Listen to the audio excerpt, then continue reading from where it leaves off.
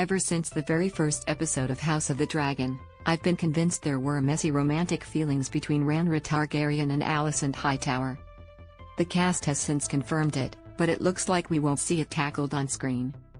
Emma Darcy, who plays the older version of Rhaenyra, told the New York Times that the erotic energy between the two was definitely real, but because of their arcs, it's unlikely we'll actually see the two characters confront it. That sort of erotic energy is very present in their early relationship, Darcy said. I think Rhaenyra is primarily motivated by a deep desire to be known and seen. The hurt and pain is so dominant that I don't know if there's a space, at this point, for a conscious interaction with sexual lust, but she definitely yearns for the old physical intimacy that they shared. It's different from what she shares with her current husband and her children. A different form of contact. Olivia Cooke, who plays the older version Alicent, agreed. I don't know if Alicent knows what it feels like to feel those things now. There's layers and layers of repression. Sexuality and lust are probably a prehistoric, sedimentary layer by now. From Alicent's point of view, I don't think she's that self-aware, in terms of what she's feeling, to know what's propelling her to reach out to Rhaenyra again.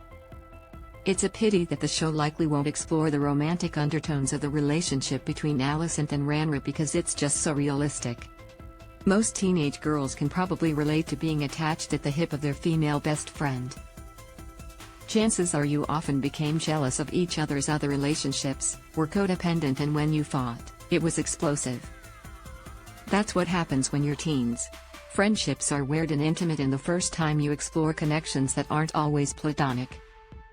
With Rhaenyra and Alicent, their bitter rivalry is venomous to the point where it feels as though there is something deeper, more personal involved, like they are scorned lovers, perhaps, even if they don't know it.